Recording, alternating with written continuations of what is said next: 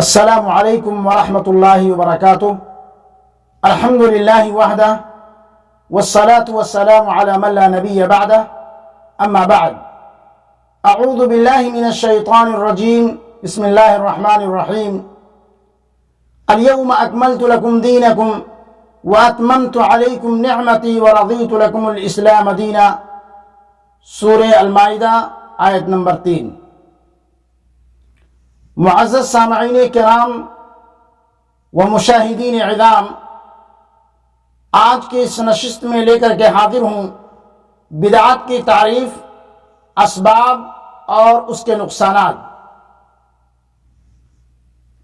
آئیے سب سے پہلے ہم بدعات کے لغوی معنی جانتے ہیں کہ بدعات لغت میں کسے کہتے ہیں۔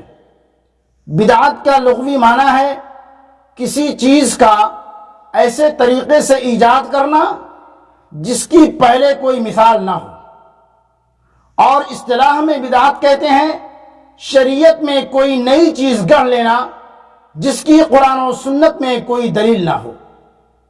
میرے بھائیوں، البتہ یہ بات بھی آپ کے ذہن نشین ہے کہ دنیاوی معاملات میں اصل اباحت ہے، جیسے بس، ریل گاڑی، موبائل، ہوائی جہاز کا سفر، کمپیوٹر کا استعمال، گھڑی پہننا وغیرہ وغیرہ، جبکہ دین میں نئی چیز کی ایجادات حرام ہے، کیونکہ دینی عبادات میں اصل توقیف ہے۔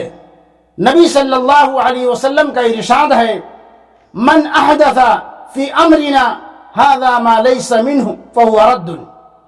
جس کسی نے ہمارے دین میں نئی چیز کی ایجاد کی جو دین سے نہیں ہے تو وہ مردود ہے۔ بدعات کے میرے بھائیوں بہت سارے اسباب ہیں، بدعات کے بہت سارے اسباب ہیں۔ کچھ اسباب کو میں یہاں پر ذکر کرتا ہوں۔ نمبر 1، دینی احکام سے لا علمی۔ نمبر 2، اپنی خواہشات کی پیروی کرنا۔ نمبر 3، مخصوص لوگوں کی رائے کے لیے تعصب برتنا اور کفار سے مشابہت اختیار کرنا۔ اللہ تعالیٰ نے دین اسلام کو کامل و اکمل نازل کیا ہے، جیسا کہ اللہ رب العالمین کا فرمان ہے، الیوم اکملت لکم دینکم واتممت علیکم نعمتی ورضیت لکم الاسلام دینا۔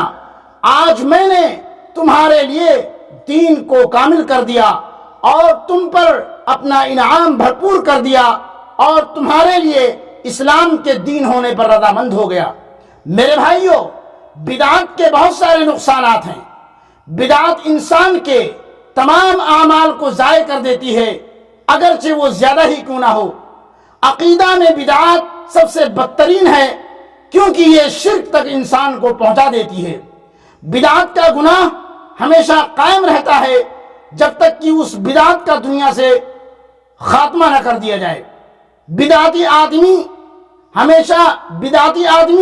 نبی صلی اللہ علیہ وسلم کی اتباع کو چھوڑ کر اپنے نفس اور اپنے خواہش کی پیروی کرتا ہے۔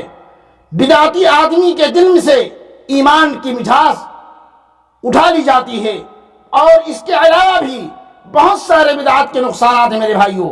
اور نبی صلی اللہ علیہ وسلم نے خبردار کیا ہے کہ تم دین میں نئی ایجادات سے باز آ جاؤ، بے شک ہر نئی چیز بدعت ہے، اور ہر بدعت گمراہی ہے، اور ہر گمراہی جہنم میں لے جانے والی ہے۔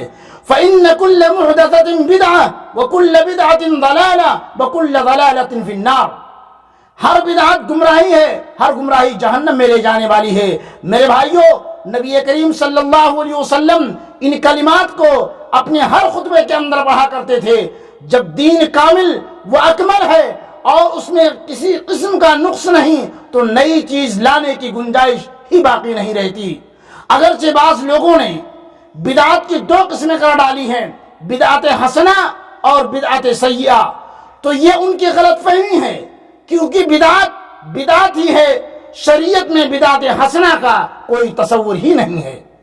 آئیے، حضرت عبداللہ بن مسعود سے مروی ہے کہ ایک دفعہ نبی صلی اللہ علیہ وسلم نے ایک لکیر کھینچی، پھر اس کے ارد گرد کئی لکیریں آپ صلی اللہ علیہ وسلم نے کھینچی، اور فرمایا ان تمام متفرق راستوں پر شیطان بیٹھا ہوا ہے جو اپنی طرف دعوت دیتا ہے جبکہ میرا راستہ سیدھا راستہ ہے۔ اس کے بعد آپ صلی اللہ علیہ وسلم نے یہ آیت کریمہ تلاوت فرمائی، وَأَنَّ هَذَا صِرَاطِي مُسْتَقِيمًا فَاتَّبِعُوهُ وَلَا تَتَّبِعُوا السُّبُلَ فَتَفَرَّقَ بِكُمْ عَنْ سَبِيلِهِ ذَلِكُمْ وَصَّاكُمْ بِهِ لَعَلَّكُمْ تَتَّقُونَ۔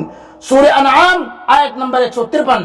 اور یہ دین میرا راستہ ہے جو کہ سیدھا ہے، سو اس راہ پر چلو، دوسری راہوں پر مت چلو کہ وہ راہیں تم کو اللہ سے دور کر دیں گی۔ اس کو تم کو اللہ نے تاکیدی حکم دیا ہے تاکہ تم پرہیزگار بن جاؤ۔